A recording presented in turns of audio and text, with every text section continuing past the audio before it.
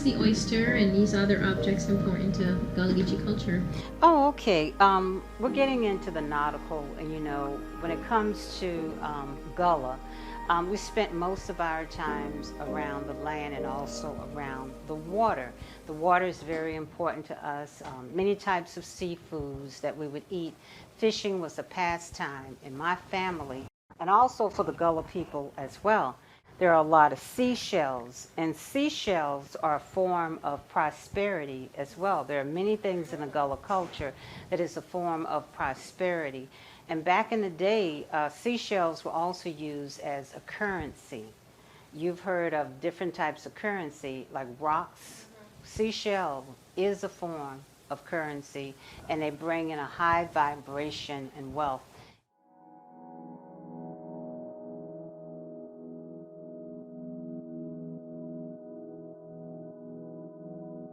What I am sitting on, this particular structure, is a creation that came out of West Africa. This is called Tabby. Right. Tabby, oyster shells, Right. lime, burnt oyster shells.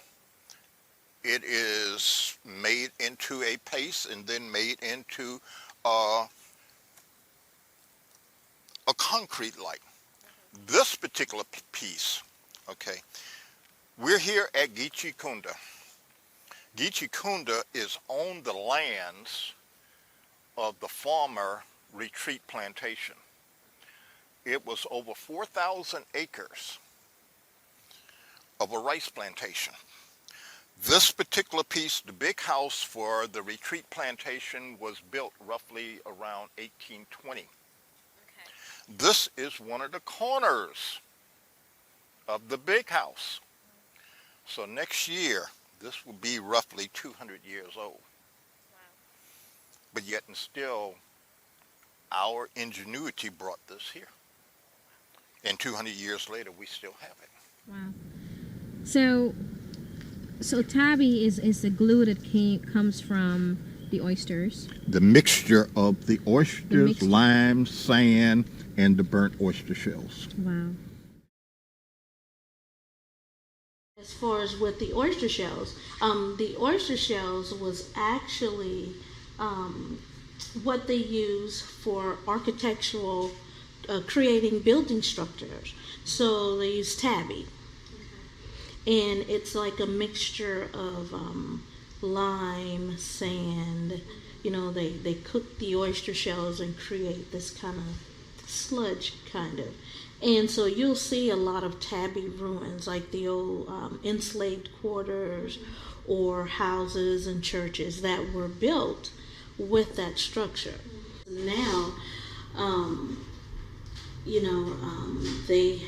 they're having a shortage of oyster shells to go back and reseed those beds. So there's a lot of different foundations to maintain.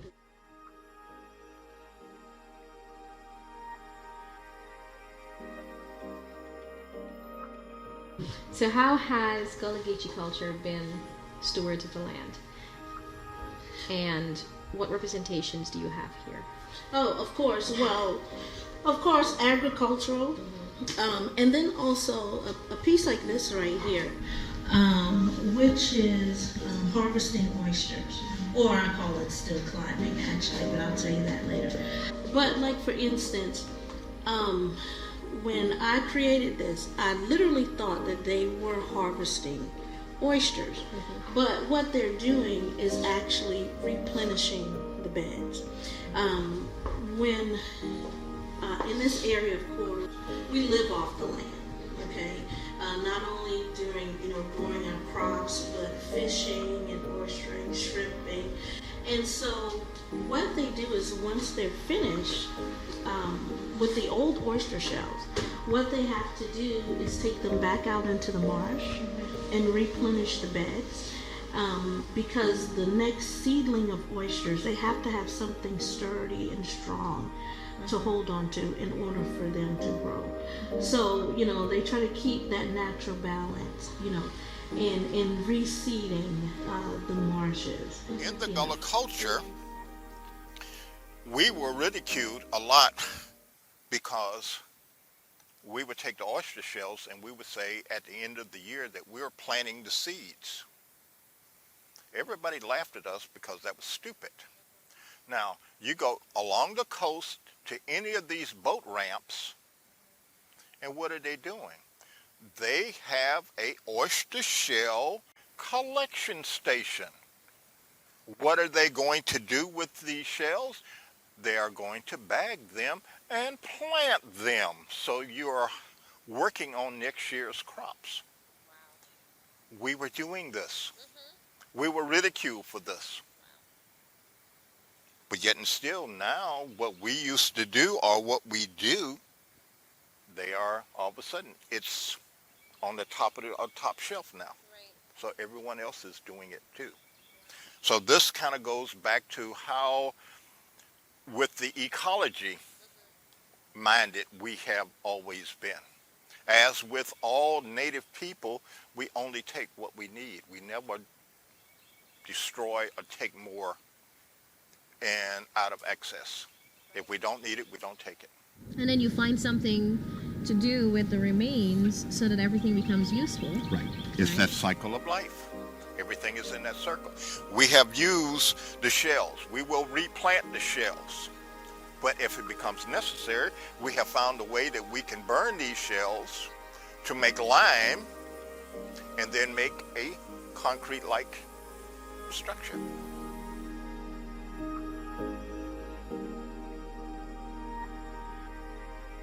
This is also reminding me of just the Gullah culture being stewards. Oh, of course. Of the land. Of course.